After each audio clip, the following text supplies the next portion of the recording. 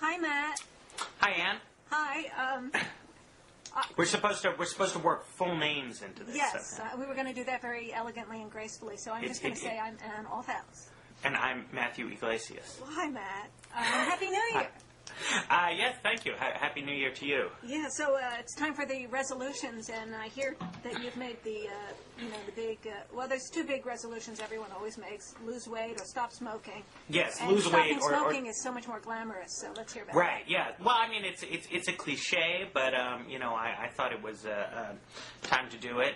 Unfortunately, it's sort of in tension with everyone's perennial desire to lose weight, because I now have a sort of manic desire to eat candy all the time, which is not and ideal. Smoking makes you look glamorous, whereas being overweight is bad. So it's really a hard choice, but it's the right one for your health. So right. Yes. I don't want to die, and so I've been. Smoke free for a week and a day now. It's really hard, like constant physical pain for over a week. I was never a smoker, so do you really feel like are you getting hallucinations or anything? No, I'm hallucination free. That's So it's mostly just pain. I mean, headache, sort of weird anxiety. I mean, on top of obviously, you do something 20, 30 times a day, every day. There's a lot of, psychological cues, but it's tough out there. But good for one's health. But supposedly you were motivated not so much by your health, but by the fact that the bars and restaurants aren't letting you smoke there anymore. Well, right. I mean, it's two things. But I mean, I thought in an instance of paternalism at work, D.C. starting this new year is implementing a rule like they have in New York and California and a lot of, I guess, blue areas of the country now, where you're not going to be allowed to smoke in bars, clubs, restaurants, any place, indoors, except your own home. And for me... Well, no, they'll get to your home eventually. Yes, no, soon enough. For me and for a lot of my friends, this seemed like a good... sort of extra kick in the ass sort of reason to do what we should have done a while ago and stop smoking. Well, and it always strikes me, I have a certain number of friends who are, libertarians and who are opposed to this sort of thing. They're not my favorite people.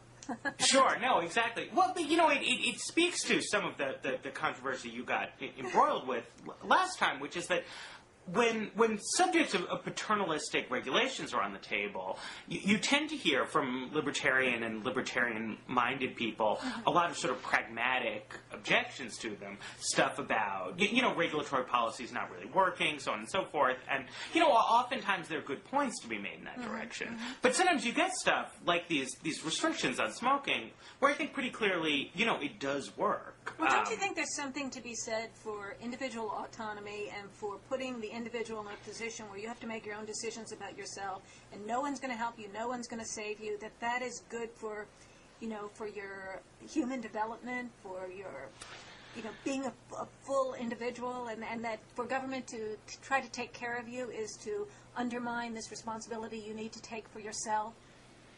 That's sort of the libertarian. That's sort of the libertarian thing I've heard. That that in order to keep people as fully human, you have to stop helping them, so they'll fully develop or something. No, I know. And when you put it like that, it even sounds sort of compelling. That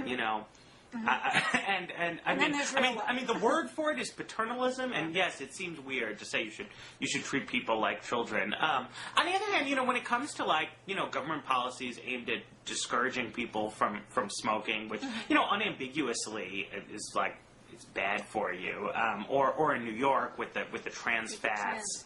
I'm not sure I totally understand all the science behind trans fats. No one knows what it is. Right. So suddenly it's bad. It's Crisco. We made cookies with Crisco, the Toll House cookies with Crisco for decades. Crisco, suddenly we're supposed to be horrified by it, as if it's... Well, Crisco sort of seems like it would be bad for you. Yeah. Well, the difference with smoke is there's secondhand smoke, and if you want to go to a restaurant or a bar, and especially the people who work in a restaurant or a bar, then they're subjected to the smoke. I think that it's just not like things that you eat, which you sort of keep within your physical body, whereas smoke, you're always blowing it back out. It's Right. Well, that's true. Except, on the other hand, I mean, the move in smoking regulations has been to push people out of private space. I mean, they're public, but they're privately owned spaces like bars and so forth, and push everyone onto the sidewalks constantly, which is a true public area. We just haven't gotten there yet. Once the smoke is out of the restaurants, people then start to object to the smoke on the street. It doesn't take long. I mean, they banned the smoking around here in Madison a while back, but then you get to the point where you expect to never have to smell that smell, and you're walking down the street and you can smell it in front of you. Now you object to people being just near you, even outdoors. No, I mean, I think that's right. I mean, probably 20, 25 years from now, you're not going to be allowed to sell tobacco products at all. I would guess, because it's a classic sort of slippery slope thing where the more you restrict consumption, more people give it up, and there's less and less political impediment to further restrictions. Yeah. Well, I think there's going to be a problem with people smoking at home if they have children. I mean, my parents smoked around me all the time, and it was their perfect right to do so, they thought. But I think in the future, just like with a pregnant woman, smoking or drinking is considered, just socially unacceptable. The idea of smoking around your children at home, how can that be accepted? Little babies. Right. Well, I don't know. I don't know exactly the science behind that. I mean, there's interesting class and intercultural differences about that sort of thing. That if you go to Europe, you see people sort of smoking around their kids all the time. Seemingly upscale, yuppie type people. Where in the contemporary United States, you wouldn't do that among a certain social class of people, but in working class families, that goes on. Well, that's a good way to get people to stop, is to have it associated with the not such glamorous people, and then right. It only takes a few movie stars in movies to make you feel like that would make me look glamorous, and then if you see enough people who look bad. Right. Or then again, you could have, say, a glamorous senator from Illinois. Yeah. Oh, yes. So Obama's a smoker. Barack Obama is a smoker, and he has this. Well, yeah, he's put out 2 memoirs, but one was written, I think, about 11 years ago. I guess there's some question about whether he saw himself as running for president back when he wrote this, but it's a little bit more revealing than his current. What's his current book called? Something like The Audacity Aren't I of Hope. Audacious to be so optimistic? What is it? The Audacity of Hope. The Audacity of Hope. And yeah, I mean, it's a pretty. I've read snatches of it, and what people say about it is that it's like better written than your normal sort of presidential campaign book, but it's still a normal campaign book. Whereas his first book is like a real kind of he thing. He actually revealed something about himself and came across as a real person. And there was an article in the New Republic this was back in October, but an article back in October written by Michael Curry Schaefer. Am I losing you by ear here? No, I'm back. Okay, because there was a weird noise in there. But there was an article in the New Republic back in October about Obama and his smoking, and this new article. And it said that it was kind of... He also revealed that I think he revealed that he used cocaine. He said, maybe a little blow. So I guess if someone says, well, didn't you admit you used cocaine? He can say, I said maybe. But why would you say maybe if you didn't use it? The cocaine use was back in the day. Right. So whereas the smoking is a contemporary. And then, so the old book reveals that he used cocaine, maybe. And also that he's a smoker, and or I guess he's continued to be a smoker, or there's some question about whether he continues to be a smoker. But this article I'm referring to in the New Republic said, that maybe being a smoker was sort of the perfect vice. A political asset. Give him some cool, some edge. Show he's not a Hillary Clinton style fuddy-duddy. Yeah, right. That Hillary Clinton would be an example of someone who's so abstemious and fastidious and so on, so calculated. That it's refreshing to smoke, and that although that some people might think that smoking is more out of it than using cocaine, that many people from his sort of social, the sort of went to Harvard Law School, the elite Democratic Party types, that they're actually more likely to have used cocaine at some point in the past than they are to be smokers. And so current smokers. Yeah, I mean, that was his joke there. Well, I would point out that that's just a joke, you think? Well, in the article, well, I'm not quite sure. I mean, I don't know exactly when he this was is a in quote. law school. Among the healthy living smart set types, among the healthy living smart set types who represent the elite of both the Democratic Party and the American meritocracy, smokers are about as common as guys with mustaches. I'd venture to say youthful coke dabblers probably outnumber adult smokers among Obama's fellow 1980s Harvard Law students. Yeah, well, that It's could pretty be very 1980s Harvard Law students. I could see it. Well, I was just going to add that there's several popular fictional presidents who smoke. Jed Bartlett in The West Wing, and Jack Ryan in Tom Clancy's books eventually becomes president. And you're given to understand that he had quit. And, was working as a sort of daring CIA analyst and so on and so forth. But the pressures of the presidency got to him, and he took it up again. And then he takes it. I was going to say, I don't watch The West Wing, and I don't read whatever that other thing was. But I was going to say, I'll bet they made him a former smoker just so he could start smoking again in a crisis, because they have to, describe things rather than just tell you he's. Yeah, well, I mean that's how Jack Ryan handles it. Yeah. Why Bartlett smokes on The West Wing, I couldn't quite say. I mean, there's an ideological difference though, because the West Wing is a liberal show, so Bartlett respects the rule that Hillary Clinton put in when she was First Lady, where there's no smoking in the White House, and Bartlett steps out onto the lawn and smokes there outside, whereas Tom Clancy is a conservative. So in his books, President Ryan, I believe, defiantly smokes inside, notwithstanding the nanny-state liberals' efforts to get him to stop. So it's kind of showing that he actually has some sort of libertarian streak, that he's not really the nanny-ish Democrat. He's a Democrat, but he still has this sort of stubborn kind of Western streak, cowboy, whatever. Possibly, yeah. I don't know. Back to Obama. I think clearly, if your president is going to have an addiction, you want it to be cigarettes rather than booze or alcohol or cocaine or whatever, because it's bad for the smoker. It's not like smoking leads to seriously impaired judgment, or that people go on like weird smoking jags in Star Wars. Although there's this idea that it represents bad judgment and risk taking of a sort that might be worrisome.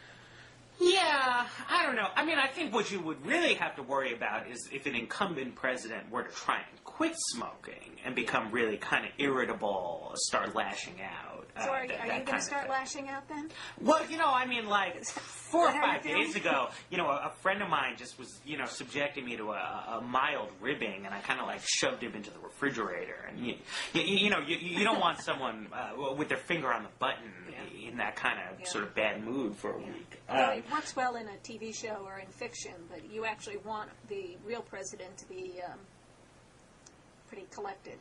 Yeah, well, I'm just saying, if the president wants to smoke, it's fine, but he should just keep smoking through his presidency and not try to stop. But as long as you're smoking, it's pretty harmless. It's not like, say, if the Chief Justice of the United States were whacked out on pills, hallucinating. Yeah. So we find out, this is what gets me about the story with Rehnquist. And I like the segue. Are we segueing yet? Yeah, we're segueing. We're leaving Obama behind. You don't want to talk a little bit about whether he has sufficiently humanized himself by smoking and. Okay. Well, we can talk more. I'm detaining you. Okay, Rehnquist. And what? his Go ahead. I think we should segue. Rehnquist and his. You want to talk about? Yeah, I'm disturbed. After his death, it became possible to get into the FBI files about that were done investigating him in 1986 when he went up for Chief Justice. He had already been appointed years ago by Nixon. He was elevated to the Chief Justiceship in '86 by Reagan. And he had to go through another investigation. I'm sort of surprised seeing this information come out that he even wanted to go through this, because it's so embarrassing that in 1981 he was so addicted to pain-killing drugs that he had to be in the hospital, that he was taking a daily dose of It was like over triple what you were... He was supposedly taking it for back pain and to sleep, and that he would take a dose, and if he woke up, he'd take another dose. And it got to the point where he was so addicted he had to be in the hospital, and he was hallucinating. And he had a problem with slurred speech for years, too, that it was apparently related to that. Then he was in the hospital, and the FBI report has a story of him, trying to, in his pajamas, trying to escape from the hospital, and raving about the CIA being after him. Well, and I mean, one interesting point about the story I read about this was just that, according to the article, some Democrats, quote unquote, had wanted to put this information out there because they had access to his FBI file when they had to vote on elevating him, but it was all kept secret and wasn't made part of the public record, and evidently. Republicans, didn't want to get that out there, and enough Democrats agreed with them that, any kind of move to put it in the public record was sort of squelched. And, it strikes me that you hear a lot from sort of old Washington hands, kind of nostalgia for the good old days and bipartisanship when politics was less vicious. And that sort of incident with Rehnquist, where a Supreme Court justice is addicted to sleeping pills, is hallucinating, the FBI knows about it, the Senate knows about it, the president wants to elevate him to Chief Justice, and the opposition political party, agrees not to leak this, agrees not to make an issue out of it. It's a great example of what people are nostalgic for, but it's not clear to me that sort of nostalgia is warranted. I mean, it seems like, I think everyone was interested to read this article when it came out. It seems, germane whether or not, high-level government officials have serious incapacitating addictions, and not the sort of thing that we should want, a bipartisan, statesman-like cover-ups of. Well, I can see if you've already decided you're going to accept him, that you might want to keep really embarrassing information out of the press, but I don't see why they would be willing to accept him if he had such a serious problem. And it's not just the addiction, it's also the terrible judgment that would have gotten himself into that problem in the first place. And I just think it's terrible judgment on the part of the president, too, to elevate someone with a problem like that. And I'm just even surprised that he would want to open himself up to that kind of embarrassment after his death. Right. Yeah. I mean, he must have been awfully ambitious to have wanted to accept all of that. What's fascinating is that given that nobody did leak this, given that neither Reagan nor Rehnquist nor the senators seem to have, let this stop them, he went up there. And, in retrospect, it's not like you can really point to incidents where it seems like he was making, prescription drug-addled decisions. I mean, how would you know? Well, I mean, I assume you would know more about this than me, but I mean, my impression was always that Rehnquist, seemed on the major cases of the day to vote more or less, how you would expect a conservative justice to vote on all things. I mean, just the extent to which the sort of basic ideology and background of the judges serves to predict their behavior in office, irrespective of sort of personal quirks or even, really sort of severe ones, seems to me to be noteworthy. Well, that suggests that all we're really doing is picking someone at some position on the political continuum, and then the given president gets to pick a person who's placed where he wants him on the political continuum, and it really doesn't matter that much who the individual is, because I don't really believe that. I think there's a lot of subtle detail to what a Chief Justice is, or any Justice of the Supreme Court is actually doing. It's not just, you're going to pitch it right here and it's either conservative or liberal. I mean, I think there's a lot that goes on there. And the individual's judgment means a lot. I mean, some conservatives are much more formalistic, and some take a lot more pragmatic concerns into account. And in fact, Rehnquist himself moved from being sort of formalistic to being a more pragmatic kind of a person. So I think he changed a lot over the years. Do we think that correlates with when he quit the pills? Excuse me? Do we think that correlates with when he quit the pills, or does it just move independent?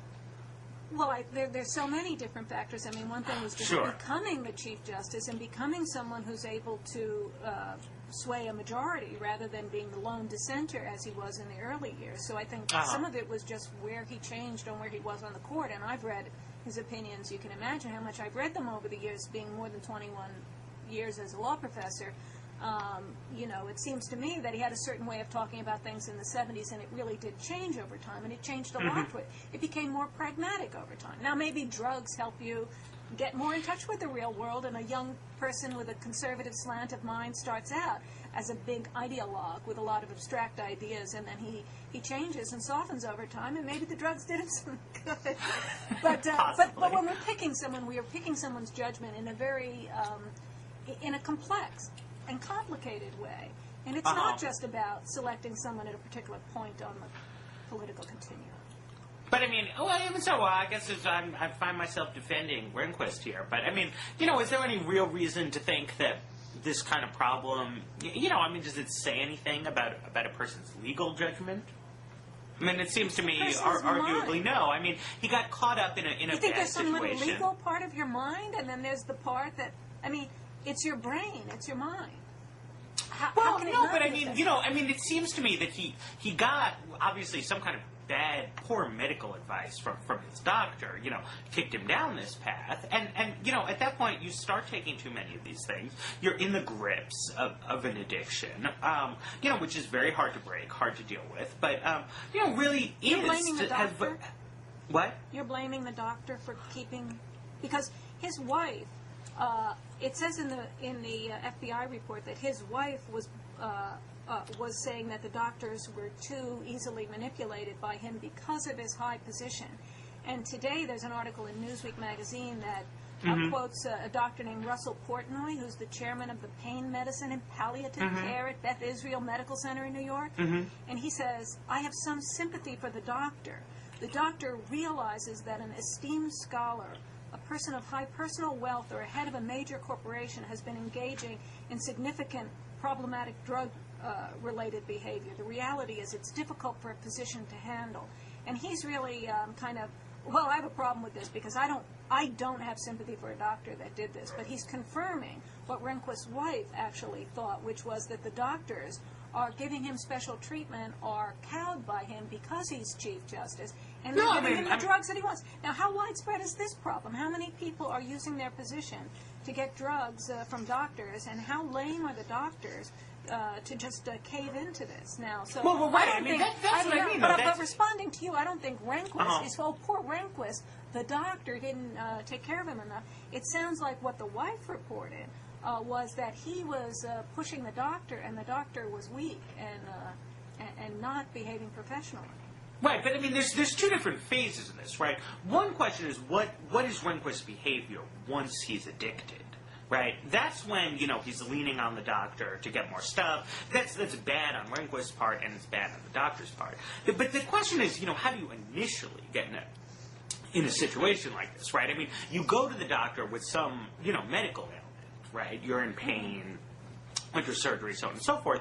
You know, a responsible doctor knows which medicines are habit-forming, knows things about dosages, so on and so forth. I mean, you know, nobody in Rehnquist's position goes into the doctor's office, goes into the hospital that first time looking to become a painkiller addict. You know, and you know, responsible medical practitioners help, you know, get their patients into a situation where their pain is treated in a way that it doesn't become this kind of terrible problem. I mean, the first article I read on this said that just the prescription that Rehnquist had been getting was for far higher than the approved dosage of medicine, and that, you know, it's malpractice to be handing stuff out of that degree. You know, which obviously he was also begging for the drugs or pushing Sure. the doctor to do that. When the doctor is wrong, but you could say, well, the patient is kind of helpless. He's already addicted, so of course he's begging. That's what drug addicts do. Right. But if the question is, should this man be Chief Justice? You know, why did that happen? Why did both parties go along with that? I just don't understand that. And they actually tried pretty hard to defeat Rehnquist. You know, they were bringing out information about things that he wrote when he was a law clerk having to do with integration and some things about voting rights. The Democrats really did try to attack him, and a lot of people thought he shouldn't be Chief Justice, but they sat on this information, and I wonder why.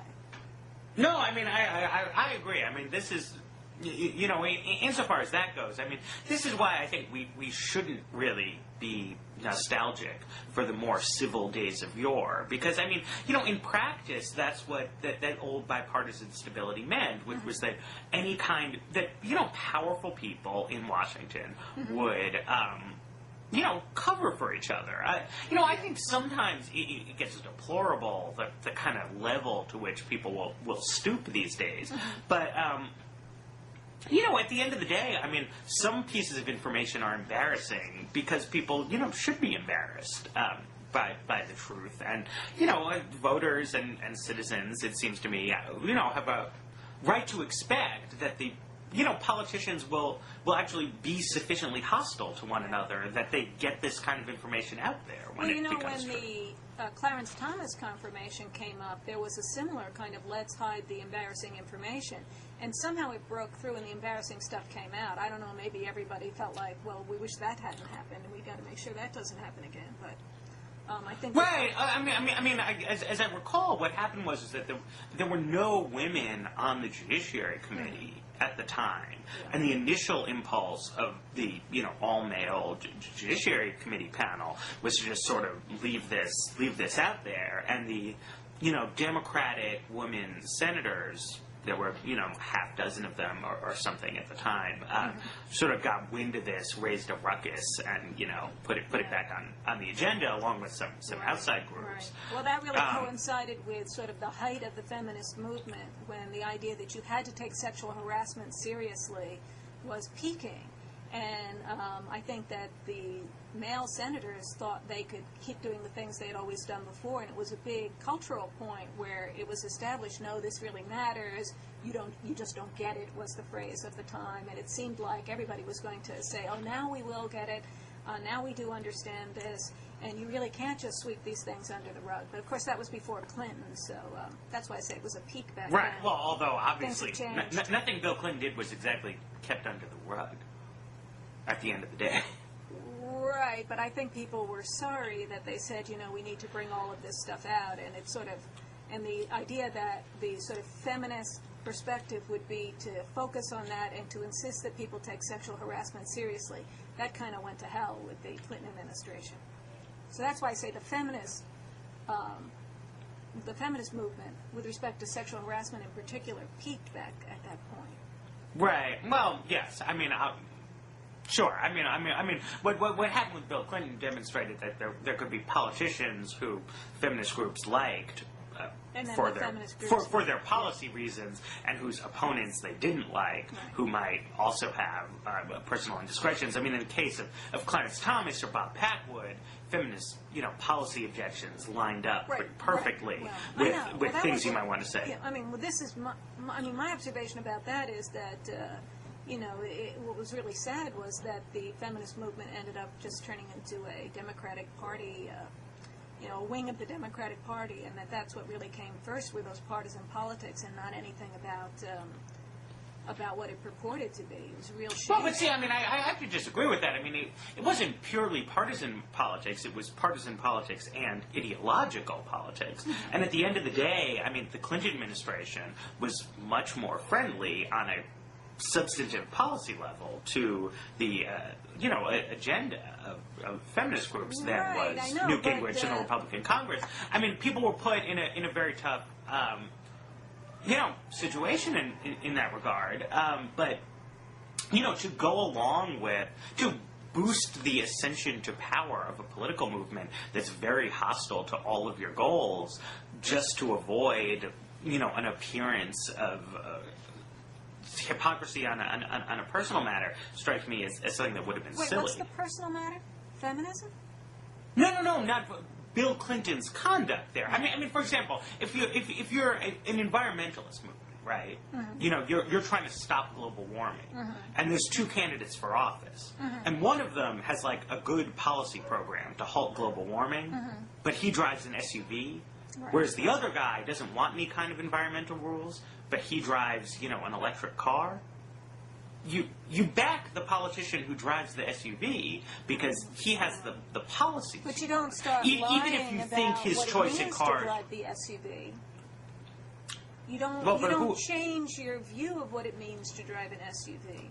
You should. Right, but I mean, I don't think feminist groups during the Clinton years stopped saying sexual harassment was bad or started to favor repealing sexual harassment laws. They diminished what it meant, and they took factual situations and characterized them as not being important.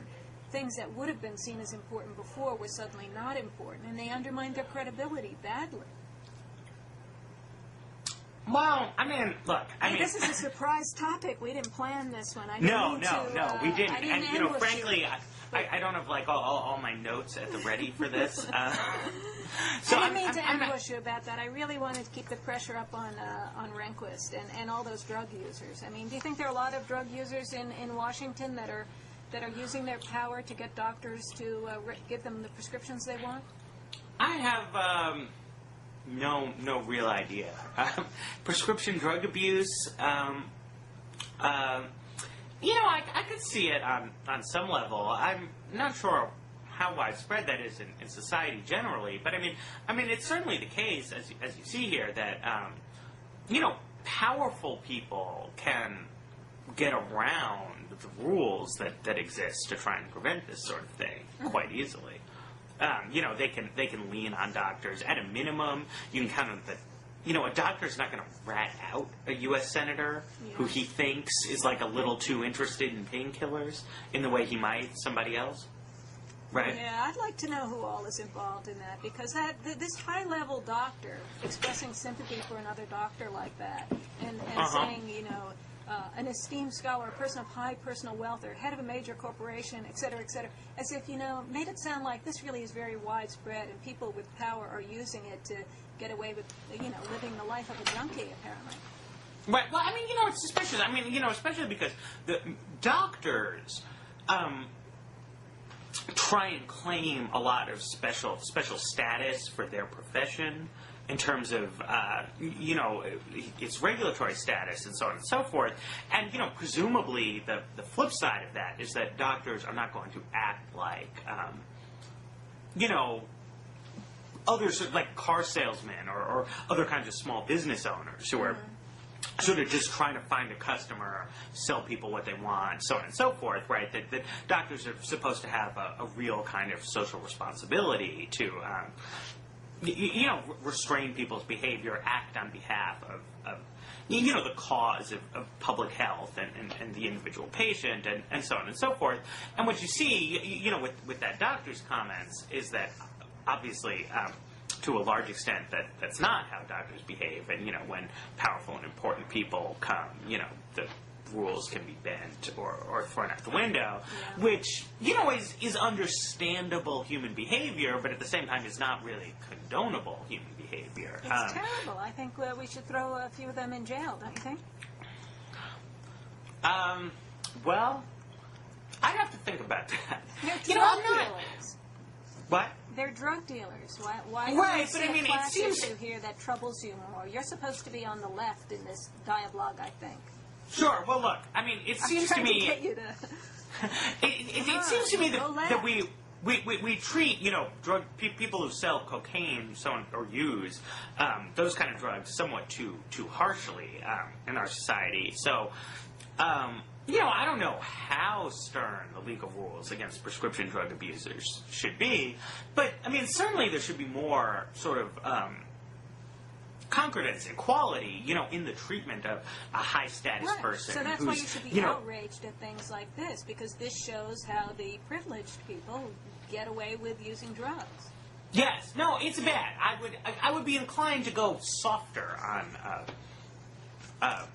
more socially marginal people's drug use, more than to just sort of... I don't want to purely equalize up in terms of how harsh we get on drug users here. I think the main thing we see I from think this if we one... were willing to be harsh toward these folks, that it would then become fairer for the people who actually do get caught for, you know, Well, I mean, that's true. different I mean, if people everyone... would take it seriously. Yes, I mean, if everyone was subjected to the same standard, then I think you would see a more humane approach to these kind of things. That, you know, when it turns out that it's William Rehnquist who has a drug problem, all of a sudden people want to be understanding, people want to, you know, be helpful to him, not, you know, just as harsh and punitive as possible.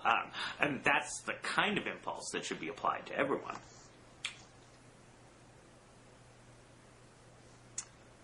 Are you there? Okay. Although I must Great. say, I had to go off the earphone for a minute there because I was having a life-death struggle with my air conditioner, and I got very confused about the thermostat. Okay. You'll see when you see this thing that I actually leave the screen a few times, and I Fair apologize enough. to the viewers who think I've lost my mind. I was Okay, not but- going over to get my drugs or anything like that. I was No, I trying understand. to- Just the air conditioner. Yeah, I thought I had it off, and it came on, and then I tried to change the thermostat, and I'm sitting over here getting really cold and realizing I changed it in the wrong direction. Well, that can be a problem. So wait. So I hope that didn't look too chaotic, and I really think something must be done about all these drugs. And I hope you're not smoking yet on screen. That'd be funny. No, I'm chewing gum. Which You know, I think yeah, is I was rude. thinking that to have a certain amount of, you know, stage business is good for the dialogue. You know, I'm trying to do my part by having a green coffee cup, and I have a sort of a psychedelic pen. Oh, awesome. Yeah, it's damn lively, and I think going on and off screen was sort of exciting. So Yeah. I don't no, know what it's, you're doing over there, but hopefully you haven't lit up a cigarette yet. No, They make I'm little keeping it candy together. cigarettes, or those little like things that nicotine-ish things that you. Do they still have them? Well, there's this like nicotine gum, and there's patches. There's all kinds of things. Well, what I about was the trying thing to go. that's sort of like a cigarette that you actually inhale through? Yeah, the inhaler. Yeah. And then it gives you a dose of nicotine or something like that? Yeah, but that just seems like too much like a cigarette pipe. I know, but... Like why not smoke cigarettes if you're doing it? So I know I'm going cold turkey. I got no drugs, no replacement therapy. You know, just. So you're not running around agony. in your pajamas trying to escape from your... No, hospital. not yet. No, and I'm pretty sure that the CIA isn't after me yet. Well, you could be wrong now. No, I know. I mean, maybe they're just really good at what they do. So you're not taking nicotine supplements? Nope. I thought nicotine No. was actually an effective drug for sharpening your mind or something like that. Yeah, I mean, that's what they say, is that, you know, it actually works in that regard. But, you know, it seemed to me that it's better to just sort of go through the withdrawal process as quickly as possible, even if that means it's really, really bad, rather than to have it become like a 3-month-long saga of, like, mild discomfort, right? That just, you know, it's too long. Plus, like, I don't really have, like, a high-stress, high-pressure career and lifestyle, so... You sound pretty relaxed. I mean, it was actually totally okay for me to just be non-functional for 2 days. No one I mean, was, like, is it worse counting than on having me. the flu? What? It's not worse than having the flu, is it? I mean, it's worse in some ways, better in other ways.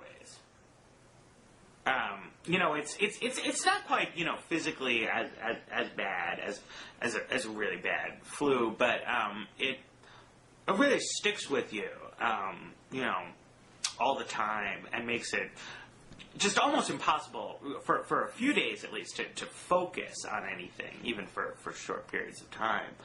Yeah, so I it's don't sort know. of like having ADD or something? Yeah, I mean, I think so. Yeah. Maybe. Yeah. Whatever that is. Do we have a final topic? No, we have 2 more topics, and I'm going to... 2 more? I'm just, Oh, man. This is the... No, this isn't a subtle segue. I was just taking a little break from the intensity of all of this, but the subject remains Supreme Court justices, and I wanted to bring up the fact that our Chief Justice, John Roberts, actually did something that I thought was even too boring to write about, which is made the usual annual report about the federal judiciary and said they need to be paid more. I mean, I think every year the justice comes up with this report, and he always says they need to be paid more. He does. But it got a lot of attention this year, partly because he wasn't as polite as usual about it. I mean, Dahlia Lithwick in Slate was saying, she's a big fan of, she's like in love with the Chief Justice, but he goes... He called it a constitutional crisis, right? Because he used the expression constitutional crisis. She says, he goes completely off the rails with this, and it's just ridiculous. And he got a lot of criticism for this, so I actually was defending him myself. And even I mean, see, I thought that Lithwick article, it's like summed up in a lot of ways everything that's wrong with a certain style of journalism, which is to focus on trying to come up with like an interesting argument, like why this isn't really a constitutional crisis, and I'll get all high dudgeon about it. Well, okay, sure, it's not a constitutional crisis, but Roberts is actually correct that they should raise judicial pay, and that's actually the important question here. Right, and as it turns out, and it's a question that's normally ignored. So if you don't present it in a stronger way, it's just going to be ignored again. Right. By going too far, he got people to talk about this. Right. And realistically... And I don't think he went any farther than he needed to go to get people to talk about it. Yeah, and it's hard with all of these things. When you talk about congressional pay for cabinet secretaries, pay for federal judges, pay for senior executive service level bureaucrats, it's difficult because all of those people, judges, congressmen, senators, SES bureaucrats, general officers in the military, they all make more money than the average person. Right. So it's difficult politically to be like, oh, poor circuit court judge, he has to get by on only $97,000 a year or whatever it is when most people make less than that. I think it's but at the end of the day, these are very important, very high status jobs that are not competing with sort of average positions. The question is, are you going to leave a job as a law professor at a prestigious law school, as a very successful lawyer in private practice, as one of the top people in a well-compensated profession to go be a judge? Unless you make the salaries competitive with comparable private sector things, then you're either going to wind up with sort of incompetent people, very rich people, or sort of crazy power hungry people. Exactly. I mean, that's what Roberts himself said. What you're going to end up with are persons so wealthy that they can afford to be indifferent to the salary, or people for whom the judicial salary represents a pay increase. And I thought he was actually holding back there because there's and you've suggested, and I wrote this too, what you really end up with, I think, is you end up with ideologues. You end up with, or people who are just interested in getting the power. And so that's what you, and Scalia actually made a statement last week about who you'll end up with that was stronger than what Roberts said. You'll end up with people who are sort of climbing up through the ranks of public service, which he kind of looked down on, and he called them bureaucrats. But he also said you're going to get more beady-eyed, causey people, more willing to take the veil. Which I think sort of looks down on public service a little bit too much. But I understand the point is that you're going to get causey people. You're going to get ideologues. You're going to get people who are interested in getting their hands on power. And that's exactly what you don't want in a judge. So the reason it's a constitutional crisis is because the kind of people who are willing to be judges are not going to be proper judges. I mean, we could argue about whether that's true and whether you want ideologues or not. But if and this goes back to what we were saying before about the idea of picking a judge that's just somewhere on the political spectrum. But even so, yes. For a judge to be a real judge, he should be behaving in a different kind of way, in a way that's not about just wanting to exercise power and serve an ideological cause. And the reason why you need to pay judges enough is so that ordinary people who are not power mad or ideology crazed will think that that's a really good job to have. Who are the people for whom money... You want the people who are going to factor money into it because you want more normal people. You want people with more pragmatic kind of judgment who are not crazy ideologues or power mad people. You need the money to be in there, and given that they have other job options that pay a tremendous amount, you have to offer them enough money. You're going to be stuck with the people who don't... You want the people who care about money, in short. All right, well, I would say on a related issue that I think you have to worry about this kind of thing, especially when it comes to the much derided bureaucrats, actually having a corrupting influence. That, a lot of civil service jobs, I mean, some of them are legal jobs, where you need lawyers to, go in court and sue companies, for this or that, on behalf of this or that regulatory agency. The EPA and other agencies in that line of work need to employ scientists to do their kind of work, as is true of many agencies, highly credentialed people who they wind up, they make a living, an okay living, but it's not a lot of money for someone with skills that may be in demand.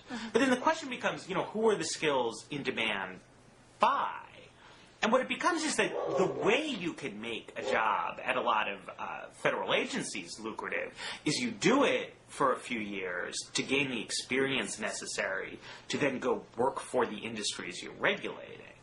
And so, one thing where I know about this a lot is that people will go work, if you work at the patent office, you can then get a job as a consultant to companies that want to file patents, because you gain the experience there. But the result is to, really weaken the capability of the agencies to do the job the way they're supposed to do it. And that, anything where you're going to give a lot of power to people, whether that be in the bureaucracy or in the judiciary, you want to make it well paid enough that it's worth people's while to actually stick with those jobs and to not use them as a sort of way to broker their way toward a more high-flying career down the road. Right, yeah. To use as a temporary period where they're setting themselves up for some lucrative job afterwards.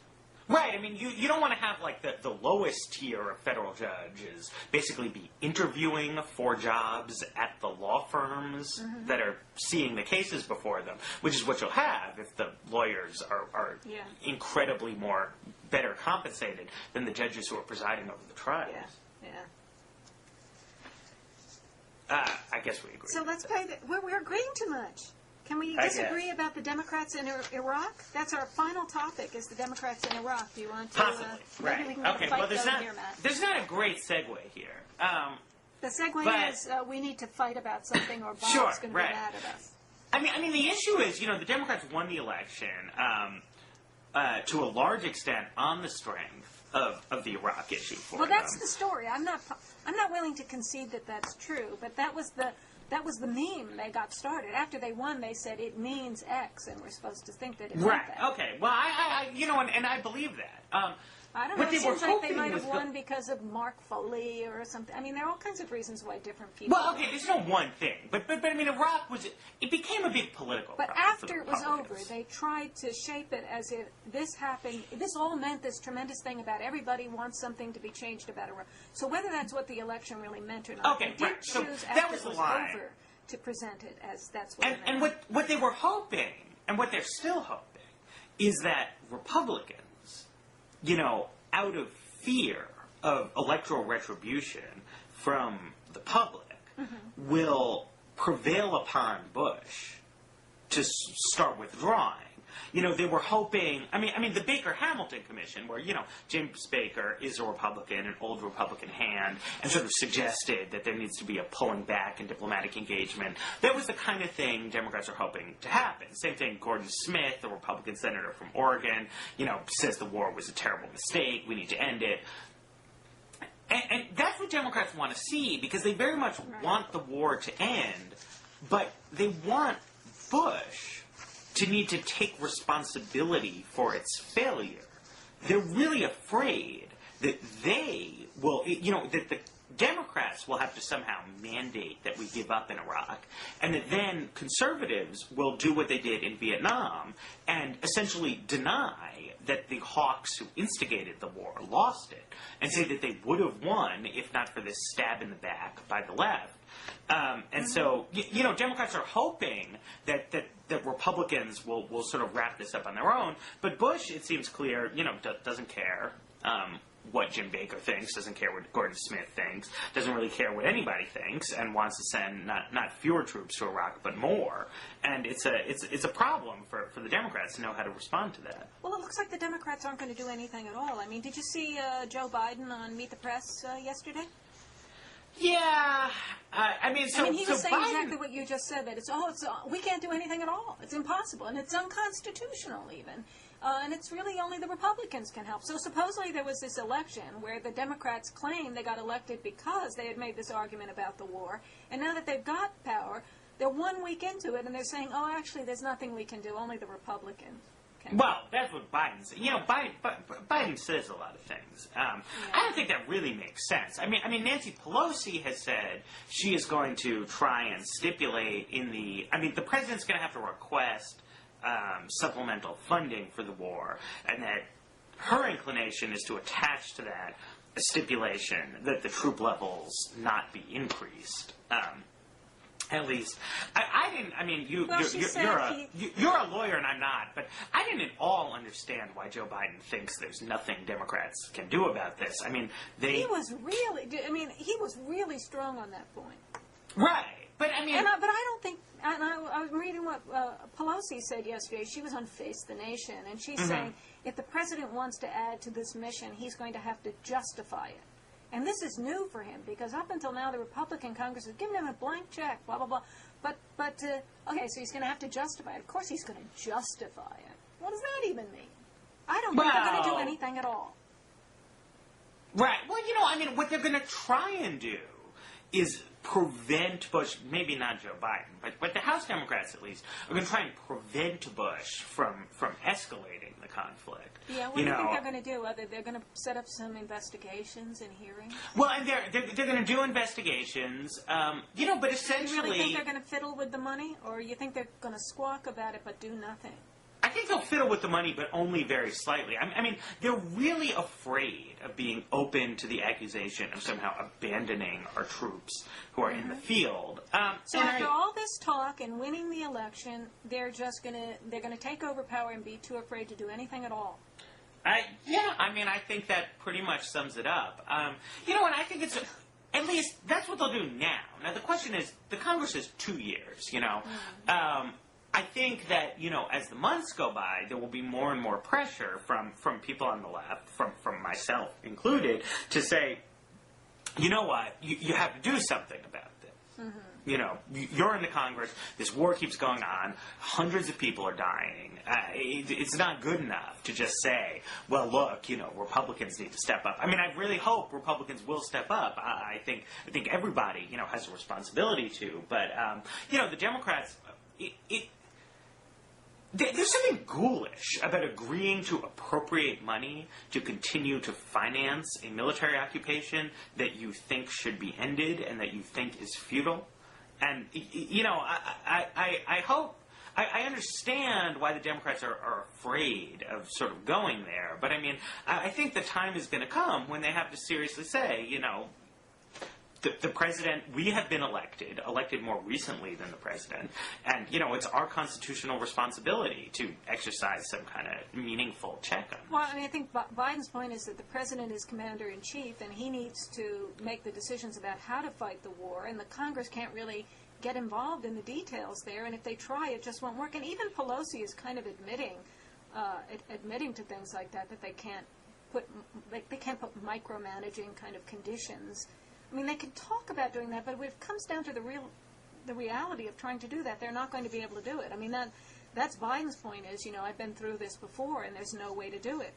And that it's but they can't micromanage. But by say like, okay, this, squad needs to go over there, blah, blah, blah. But, even the President of the United States doesn't micromanage wars on that level. Right, of course, he also says he doesn't do it either, and that it's left to the general. But, at some level it is, right? I mean, there's over 100,000 people in Iraq. It's not like the president is controlling each individual one of their dispositions.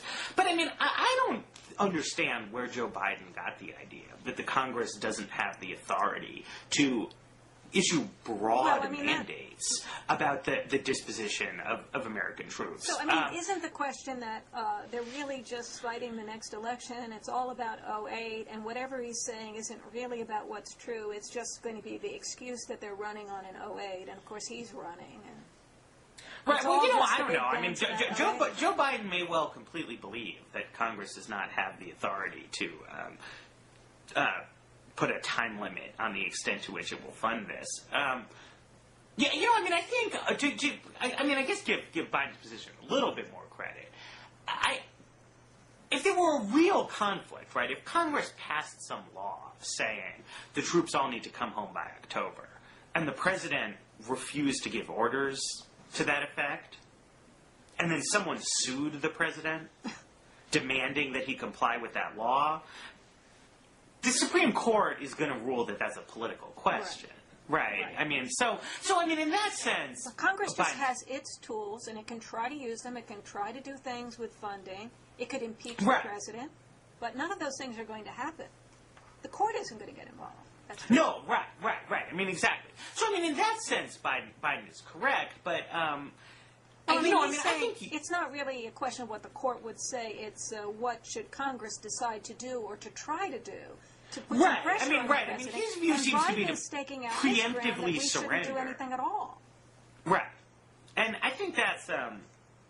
I think that's a bit crazy and irresponsible on his part. Well, I see Obama is also quoted in Newsweek today in an article by Howard Fineman saying, asking about whether the party would deny funds or try to attach conditions to them. And the quote from him, from Barack Obama, is, "I'm doubtful that this is something we're willing to do in the first year." So, well, maybe in a year we might do something. I mean, they're really backing off from anything that people might have expected out of that election. Right, but I mean, that's the dynamic with these things. I mean, a party in power is going to try and do as little as they can get away with, and the question is, will pressure be brought to bear on them? Well, they backed down so darn early. I mean, to make do on some of their promises? What? Go ahead. It has gone very early, and yet this is also very early into the congressional term. I think people are going to be surprised. I mean, right, but I mean, I think people are going to be surprised when they see the scale of the supplemental request that the Congress is going to get, and that is going to shock some people and cause them to reevaluate their basic position of passivity on this. That over $100 billion is going to be asked for. And, the question of whether the Congress is really going to make an appropriation of that size without putting serious conditions on it, I think by March or April, you might see people rethinking that. I just don't see the American people generally getting that upset about the amount of money. I mean, Democrats keep trying to make this argument, trying to, come at it from the we're fiscally responsible side and basically saying too much money is being spent on that rather than on some good thing for American people. I just don't see people being very responsive to that at all. I think they will be. I think that one of the things that happens when you have unified control of the government is that people, outside of the small community of political junkies, that average people just tend not to hear about things that the Republicans didn't want them to hear about, so that those kind of bills would move very quickly through it. When you need to ask for $100 billion from the opposition political party, it winds up being a big deal. And the first supplemental request that came in early 2004 was very politically problematic for the Republicans, which has become forgotten because Kerry's thing about I voted for it before I voted against it became a huge political problem for John Kerry. But what happened at the time of that vote is that a lot of Republican members of Congress were balking at that kind of figure. But it ended up hurting Kerry, and don't you think everyone's got to worry? Well, it wound up hurt. Yeah, but I mean, I think people have learned better by now, and the dynamic is different with the Democrats in control. This way, the Democrats will have the ability to attach whatever amendments they want to it, and then put Bush in the John Kerry position of, does he veto the money for our troops, or does he accept the conditions that have been put on the bill? But just listen to yourself. I mean, aren't you sort of horrified by the idea that the war, which is more important than the next election, really, that everything we're going to be saying about it and doing about it for the next 2 years is really all about the '08 election? Isn't there something? But look, I I did my best to get George W. Bush to not be the president any longer in 2004. But, I mean, I can't do anything about it. I mean, I think it's outrageous and it's horrible that there's really nothing we can do. But shouldn't we be asking the Democrats, now that they have power, to be doing something responsible about the war that isn't just all about their desire to win the presidency in '08? But they actually can't. I mean, the best they can do is pass bills and resolutions that Bush will veto. Mm-hmm. They can't make him sign anything. I mean, the Congress just doesn't have that kind of autonomous policymaking authority that the presidency has. The most you can do is embarrass the president by making him veto things, whereas the president can just issue orders to the troops unchecked. Yeah, but the Democrats, well, again, this is all back to the Democrats need to look good enough now that they have power, but they're not going to, are they? Well, look, I don't know. I mean, I encourage them to do as much as they possibly can substantively. I don't think that anyone in the American political establishment is going to come out of the next 2 years looking particularly good.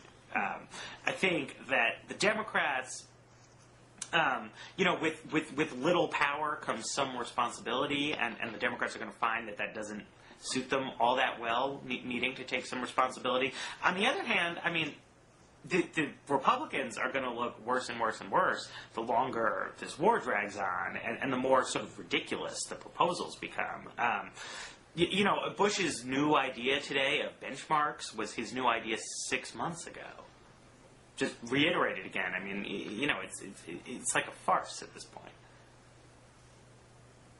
Well, that's all very depressing. I mean, we were just subjected to this big display on TV and so forth of Nancy Pelosi taking over power, and it was supposed to be very triumphant and exciting and some kind of a payoff for the people who voted the Democrats in. But you seem to be conceding that actually nothing is going to be happening, and that in fact anything really will only be about '08.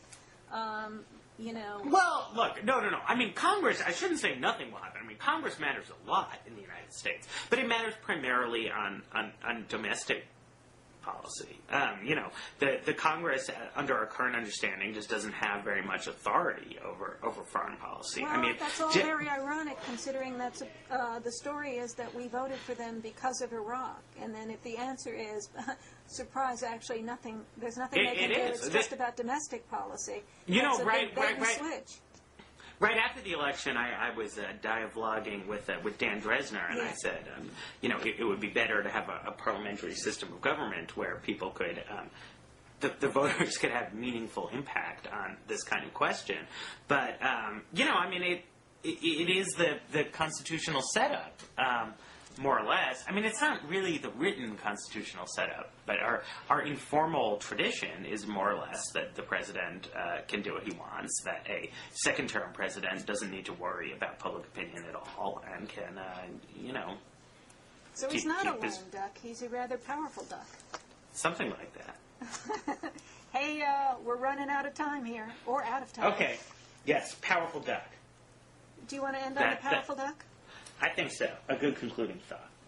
And don't smoke, no matter how bad things are. I'm done. Okay. Well, congratulations. Okay. Great. Thank you. And Happy New Year. Happy New Year. Bye. Okay. Want to say goodbye? Yeah. Let's click off here. Okay. Bye.